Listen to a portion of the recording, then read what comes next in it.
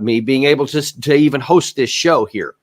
Like for example, in Afghanistan and I think even Iraq, I made a number of videos. I was pretty active with making videos back then for various reasons, and I've got a lot of footage of some big time behind the scenes issues, sometimes on the field of battle during conflict when we were engaging with Taliban, and then just other times, sometimes what was going on behind the scenes, how the military was performing.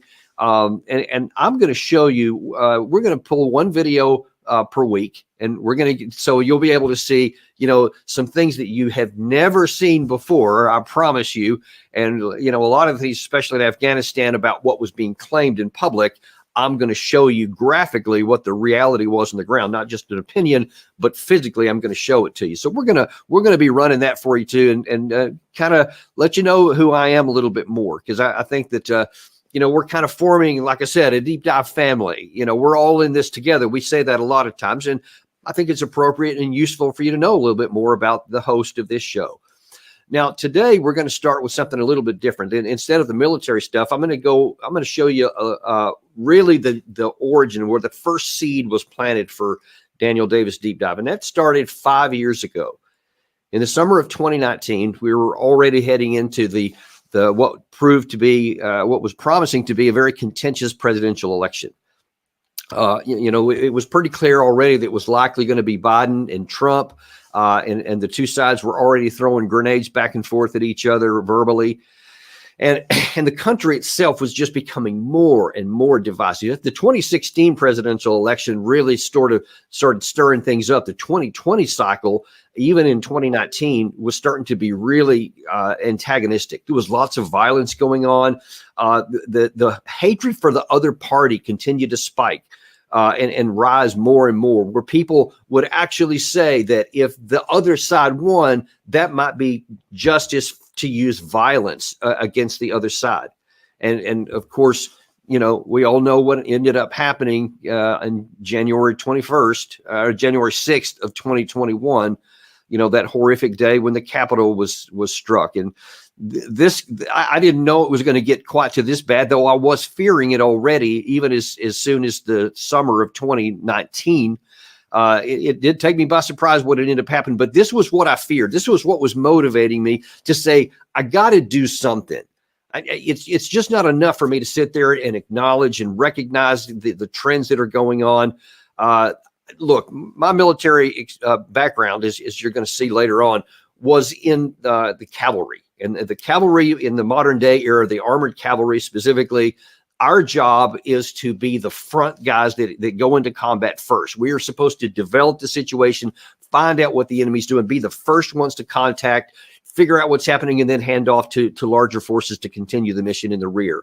So by nature, I loved being in the cavalry because I love being thrown into chaotic situations to where I'm required, in those cases, in life or death situations, to be able to figure out what was going on and to provide clarity to follow on commanders so that other people could come behind us and have a good operation on the ground.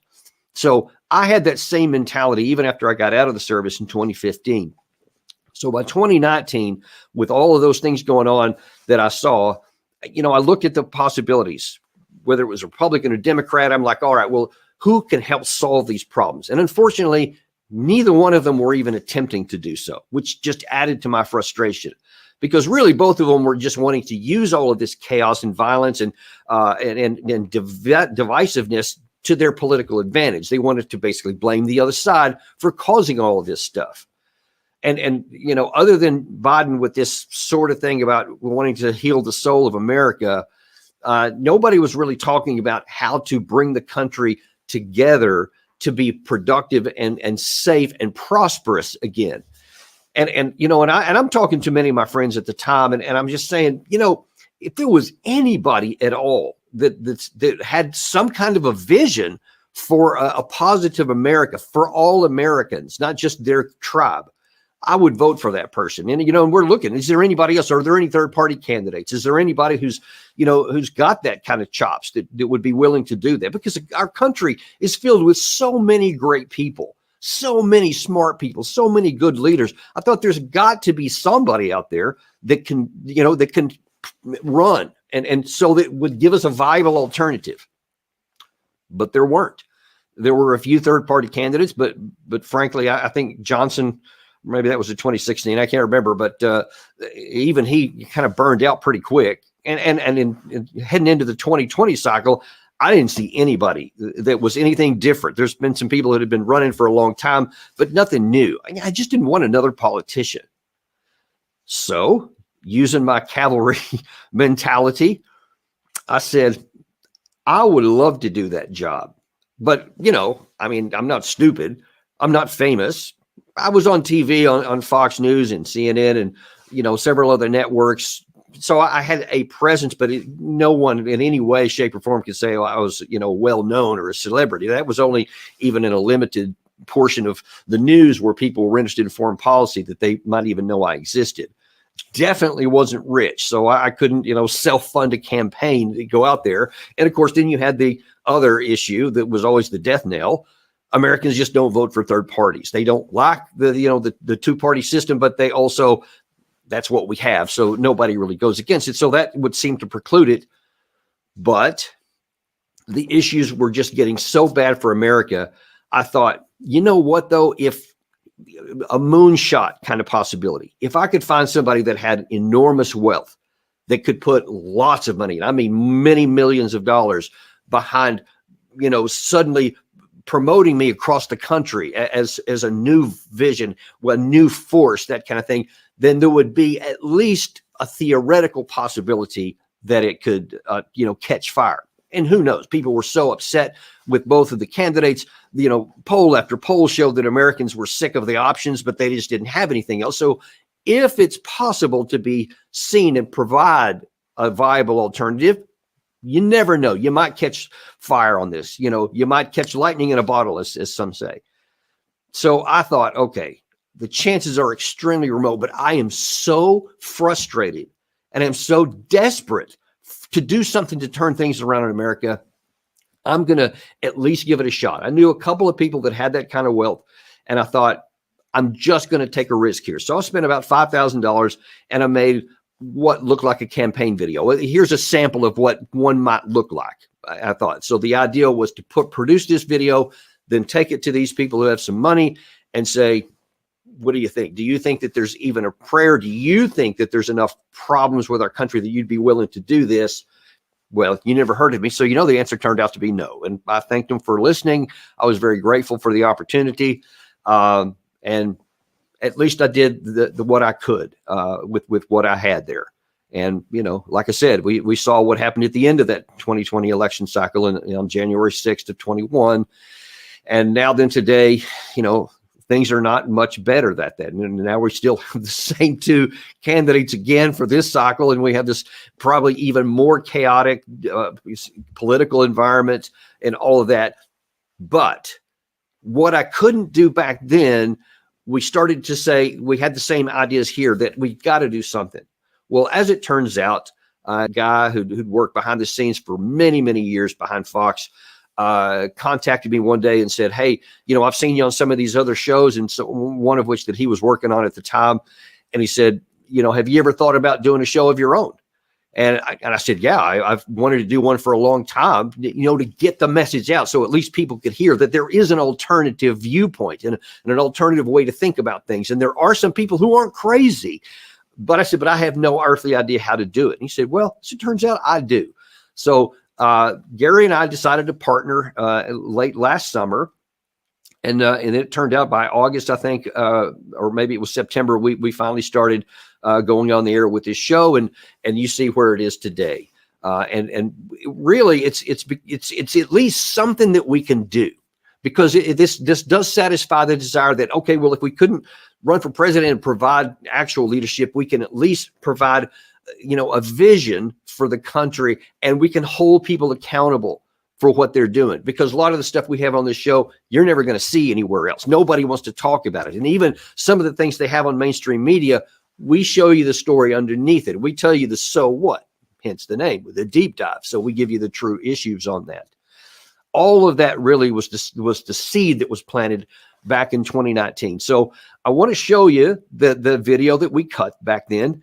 because I think you're going to see a lot of the themes that you see in our show all the time about how much we care for America, how there are so many great people, in this country, but there's some problems that need addressing. We're going to address those, and together we're going to try and find a solution. Now, stick with me. Come back at the end of this video, or stick with me through the end, because I got something I want to share with you on the backside. But for now, here's the video from the summer of 2019. Gary, former Fox.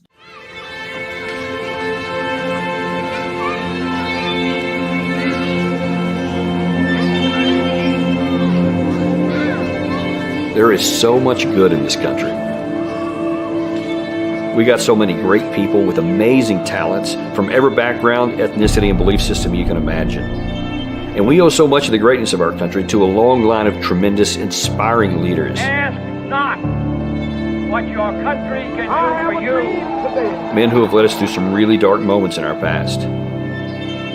Throughout my time in the military, I spent years living abroad, and I can tell you there is no place like America and no place I'd ever want to live than right here. God has blessed the United States like no other country, and I am so grateful to be living here. However, in the last few years, there's been a sense of a creeping fear and divisiveness infecting our country. Fear by itself isn't bad. Being afraid of the right things can actually keep you safe, but it can also be used to manipulate you. Almost 20 years after 9/11, unhealthy fear is still being used to form a lot of bad policies. Though we have the most powerful military on the planet, many hype the fear of Russians, Chinese, North Koreans, and Iranians and have us constantly on the brink of war. At home, Republicans and Democrats fear each other. Some are fearful of anybody who's of a race, religion, or income level that's different from their own. Too often that fear turns to hate. The result isn't just a divided nation, but one in which people are openly hostile towards one another and in which nothing gets done. Left unchecked, this cancer could consume our future. Now is the time to reject fear. Now is the time to reject divisiveness. Now is the time to embrace a new vision for the future. The last thing any of us need is another president from the powerful elite. We don't need somebody who says they understand everyday Americans. We need somebody who is from everyday America. And that's why I'm running for president. We deserve a leader who sees clearly what Americans most need, who genuinely loves the people of this country, and who has a long track record of effective service. I have a vision, a passion, to help create an America where all people are safe, free, and prosperous. A country that is proudly diverse yet unified in its desire to build a better future. And a land where the people don't have to fear war from abroad and can enjoy security and justice at home. I'm not just asking for your vote to be president. I'm asking for you to join with me in forming a movement. There is weakness in divisive fear. There is power in diverse unity. And together, we can help turn that power on.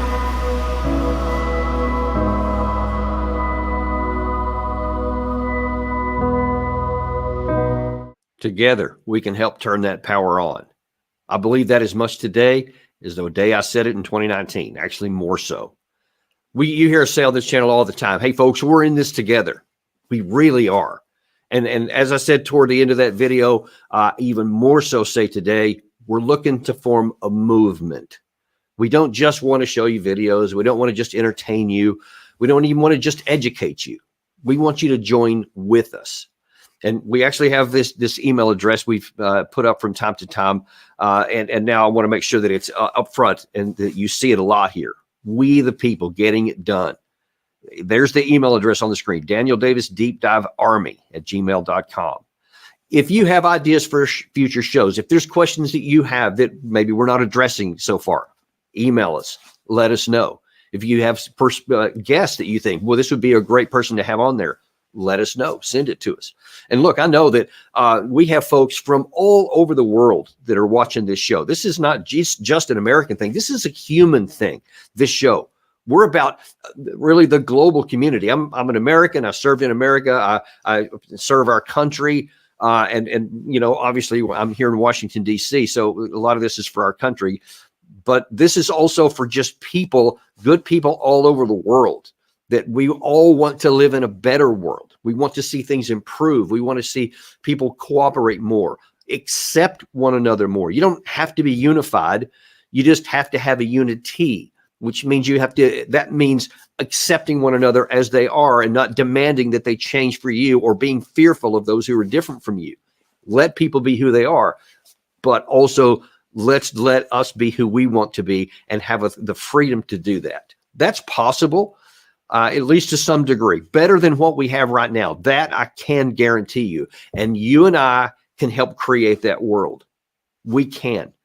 So we ask you to continue to watching our show here. And one of the things I really like about this channel, as opposed to like some TV show, you get the chance to engage with each other.